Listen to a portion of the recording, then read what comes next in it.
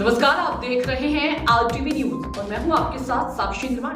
आइए शुरुआत करते हैं आज की कुछ खास खबरों। प्रदेश के फर्रुखाबाद जनपद में बढ़पुर स्थित एक गेस्ट हाउस में पहुंचे कांग्रेस के वरिष्ठ नेता पूर्व विदेश मंत्री सलमान खुर्शीद ने कहा कि आम जनता को भूल जाओ, अब तो मोदी कह रहे हैं कि कांग्रेस आ रही है। उन्होंने कहा कि हम सत्ता में आए तो सबसे पहले विदेश नीति पर काम किया जाएगा। भारत की छवि जो विदेश में बनी है उसमें सबसे पहले सुधार किया जाएगा।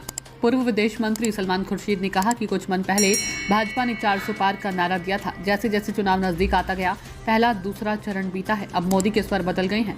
वह कह रहे हैं कि अगर कांग्रेस आई तो यह हो जाएगा, वह हो जाएगा। जब भाजपा 400 के कर लेगी तो कांग्रेस कहां से आएगी। फिर डर किस बात का है। मोदी को पूरब से पश्चिम तक जो हवा चल रही है, उन्हें कहीं से जानकारी मिली होगी कि कांग्रेस आ रही है। मीडिया से बात करते हुए मंगलसूत्र के बयान पर पूर्व विदेश मंत्री सलमान खुर्शीद ने कहा कि एक बार आजमा कर देख ले, मंगलसूत्र के लिए हम क्या नहीं कर सकते हैं। हम अपनी माँ बहनों के लिए कुछ भी कर सकते हैं। आजमा के देख लो। मंगलसूत्र के सम्मान के लिए हम हर कुर्बानी और बलिदान करके दिखाएंगे। मंगलसूत्र के सम्मान के लिए हम हर कुर्बानी और बलिदान करके दिखाने को तैयार हैं। आजमा कर देख ले, इसमें किसी को कोई संदेह नहीं होना चाहिए। राहुल गांधी के चुनाव लड़ने के सवाल पर उन्होंने कहा कि मैं नहीं कह सकता हूं कि लड़ेंगे या नहीं लड़ेंगे, लेकिन घोषणा जल्द हो जाएगी। लास्ट मीटिंग में यह चर्चा का एक बिंदु था, इसमें विस्तार से चर्चा नहीं हो पाई। हमको बताया गया कि खड़गे इस पर जल्द फैसला लेकर जल्द प्रत्याशी की घोषणा करेंगे। मैं उम्मीद करता हूं कि 1-2 दिन में घोषणा हो जाएगी। 3 तारीख से पहले पर्चे भर दिए जाएंगे। इस सवाल के जवाब में उन्होंने कहा कि एक बात कही जा सकती है, कुश्ती में आपने जो पहलवान उतारा वह मजबूत नहीं उतरा। कहीं कहीं उन्होंने सीधे सीधे सपा प्रत्याशी डॉक्टर नवल किशोर शाक्य को कमजोर प्रत्याशी बता दिया। मोदी के बयानों से विदेश में भारत की छवि का क्या असर होगा के सवाल के जवाब में पूर्व विदेश मंत्री सलमान खुर्शीद ने कहा कि भारत की छवि देश में क्या है और उस पर बड़ी संवेदनशील चर्चा है। हमको गंभीर चिंता है जो भारत की छवि बनकर आ रही है, लेकिन इसको शब्दों में हम इसलिए नहीं कहेंगे। हम यह नहीं चाहते कि हमारी कही हुई बात का कोई फायदा उठाकर भारत पर प्रश्न चिन्ह लगाए। हमारा पहला आखिरी समर्थन भारत के लिए है। भारत को अगर कहीं ठेस पहुंची तो उसको ठीक करने के लिए हम अपना दायित्व समझते हैं, अगर कर्तव्य मानते हैं और हम सरकार में आएंगे तो सबसे पहले हम उसको ही सुरक्षित करेंगे और उसको ही ठीक करेंगे।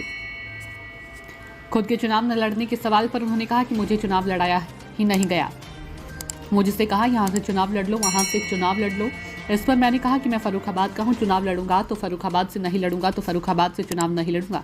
मैंने ना कही और देखता हूँ, ना किसी के बारे में सोचता हूँ, चाहे मुझे कितना भी प्रलोभन दिया जाए। मेरा फर्रुखाबाद से रिश्ता है और रहेगा। मैं चुनाव लड़ूं या ना लड़ूं, मेरा रिश्ता है और हमेशा रहेगा। फर्रुखाबाद से श्यामजी कश्यप की रिपोर्ट। उसमें हमारे फर्रुखाबाद का भी प्रतिनिधित्व था। आप उस कमेटी में थे और हम ही अपनी सीट गंवा बैठे। तो इसमें तो एक ही बात कही जा सकती है ना कि आपने जो कुश्ती में पहलवान उतारा वो मजबूत नहीं था। मोदी के बयानों से विदेशों में भारत की छवि क्या असर हो रहा है? देखिए, भारत की छवि विदेशों में क्या है, इस पर चर्चा बड़ी संवेदनशील चर्चा है। मैं नहीं चाहता हूं कि मैं कुछ कहूं जिसको फिर कोई कहीं और किसी माध्यम से बाहर दोहराए और बाहर में ये बात की जाए। हमको गंभीर चिंता है जो भारत की छवि बनकर आ रही है, उस पर गंभीर चिंता है।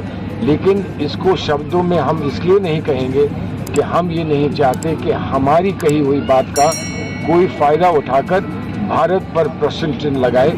हमारी पहली आखिरी जो समर्थन हमारा है वो भारत के लिए है और भारत को अगर कहीं ठेस पहुंचती है तो उसको ठीक करने के लिए हम अपना दायित्व समझते हैं, कर्तव्य मानते हैं और हम सरकार में आएंगे तो सबसे पहले हम उसको ही सुनिश्चित करेंगे और उसको ही ठीक करेंगे। दिल्ली कांग्रेस प्रदेश अध्यक्ष विजय लवली ने अचानक इस्तीफा दे दिया, क्यों दिया? इस पर चुनाव से क्या फर्क पड़ेगा? अब देखिए, चुनाव पे फर्क तो किसी का नहीं पड़ता है, क्योंकि एक पार्टी का जो छवि होती है, पार्टी का जो लोगों के साथ जुड़ाव होता है और जो पूरी देखिए स्थिति तो आप लोग बताते हैं और आपके बताए हुए पर, आपके इशारों पर हम लोग सब चलते हैं। लेकिन जो खबर आ रही है चारों ओर से, जो फर्स्ट फेज और दूसरा फेज हुआ है, उसके बारे में जो खबर बिहार से लेकर कर्नाटक तक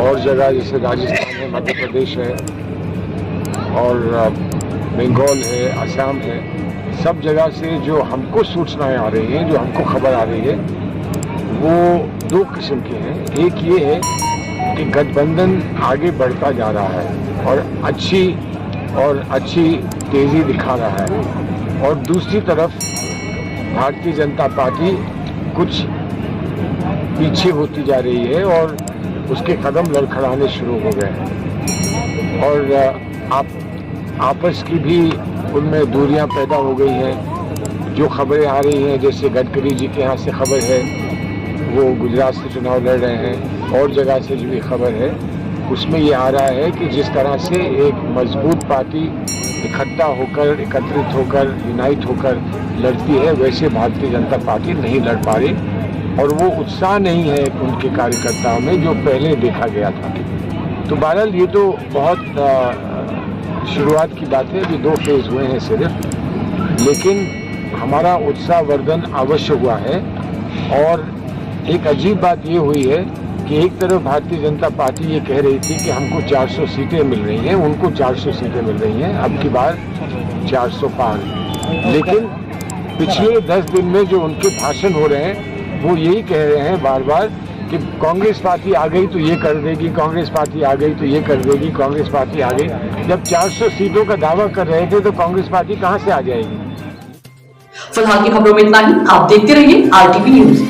हमारे चैनल को लाइक करें, सब्सक्राइब करें।